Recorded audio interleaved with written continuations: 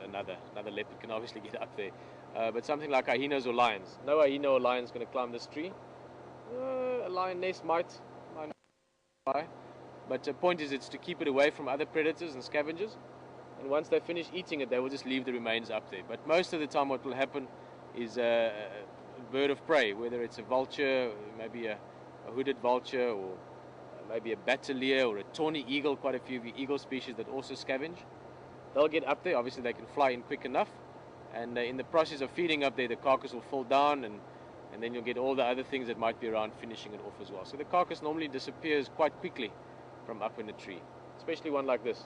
If it's a tree with a lot of little intricate small branches, sometimes, I'm talking too far. It's just a whole lot of things getting me thinking with that question, Pauline. Like sometimes if it's a very thick tree, lots of branches and things, then things can't get in there, and then the carcass will stay up there. But then again, things like genets and all kinds of little things, all the way down to ants, will scavenge and feed from it. So everything will be utilized, but we'll keep an eye on this as well. Maybe it stays up there for a while. It's been draped over so perfectly, if you look at the way the neck is turning around. If that stiffens up, the tendons and so on inside the spinal column, with the horns being the way they are, that could just stick up there for quite a while. Also, of course, keep in mind, these leopards will still feed on it more. They can eat the skin and so on as well. Leopards aren't all that against eating old meat or scavenging even when they can. So they can also eat skin and really get into the last bits of available food there.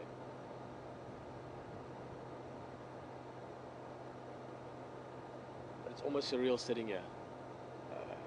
I was thinking just now, I wanted to ask you guys a question, or every one of you. It's a question that I ask myself quite often, and the question is very basic.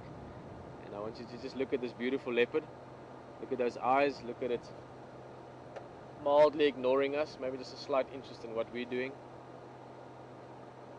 and then just ask yourself, where are you at the moment?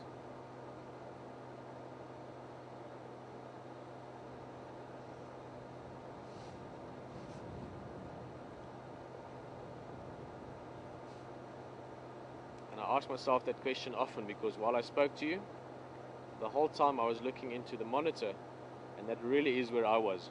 I was looking at exactly the same thing as you.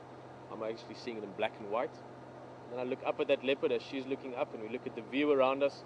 Ooh, where's she gonna go? And you look around and you just have to really almost pinch yourself. Look at that amazing space that we are sharing at the moment. She's gonna climb up.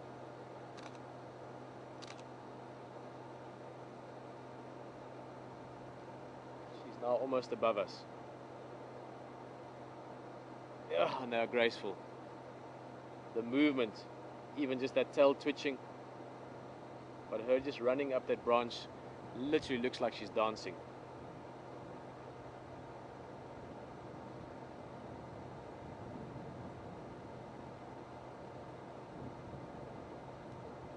And I'm not answering that question from earlier for you,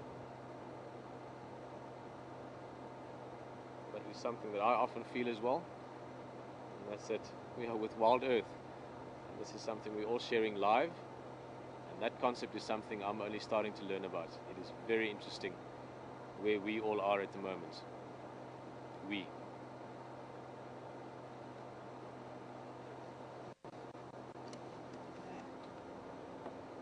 Let's move a little bit. We might as well go and see this leopard from another angle. It's one of the great benefits of being in a vehicle with the oh, that is quite pretty.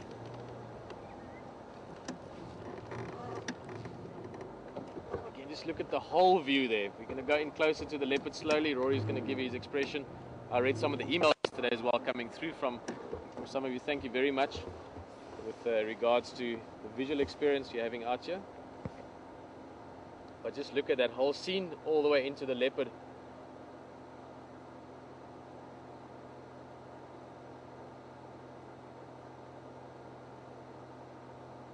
Thrilling and beautiful.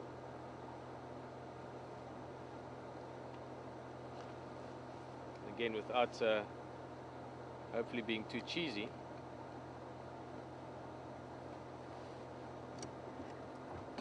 Let's just move slightly.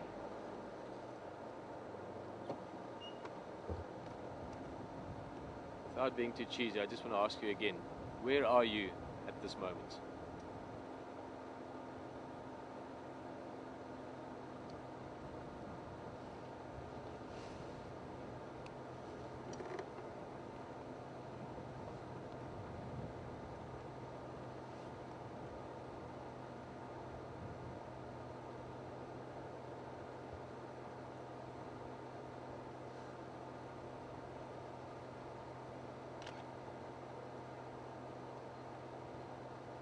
Certainly tell you that that little leopard is very happily up on a branch. Even the shy one now getting more relaxed with our presence, obviously because she feels safe up there. She wouldn't worry about a lion or a leopard or a hyena. And even though I can promise you she's not worried about us in general, she's not fearful of our presence, but she just likes a little bit of bigger space around her. Maybe she's a bit of a shyer creature. I can associate it with that in many ways.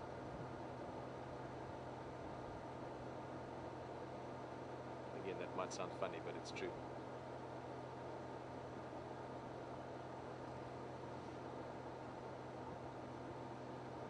Now we've got two leopards up in two beautiful marula trees. I'm wondering, just go a little bit around, do this again, so we'll do a 360.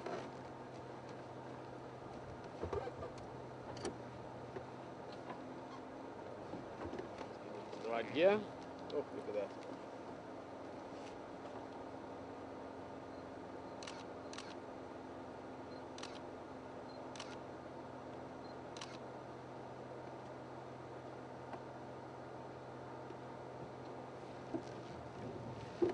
Around we go.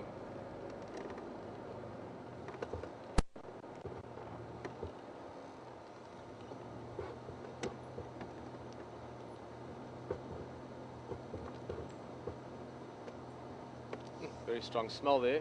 One of the leopards must have gone for a little toilet break there earlier. Oh, I'm going to disrupt or interrupt this 360 view just with another look at that leopard. Just look at that, blending into even the branches.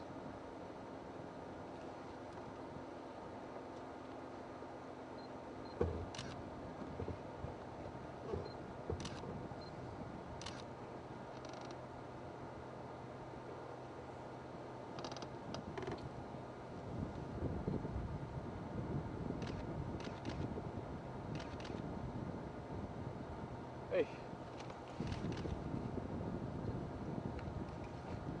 I just couldn't drive past that view.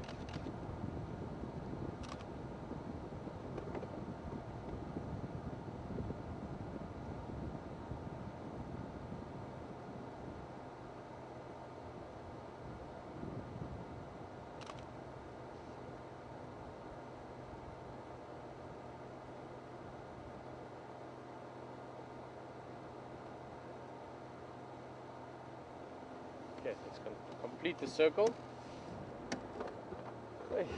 It's a bit overwhelming, Rory. You look up at something like this, and it is truly just mind-blowing. And where do you use the before? It's magical. That's what it is. Yeah,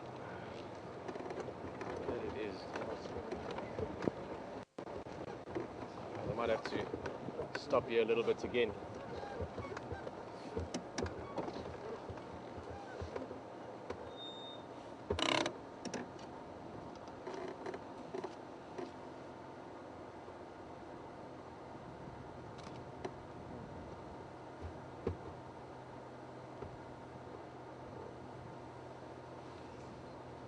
Look at that view.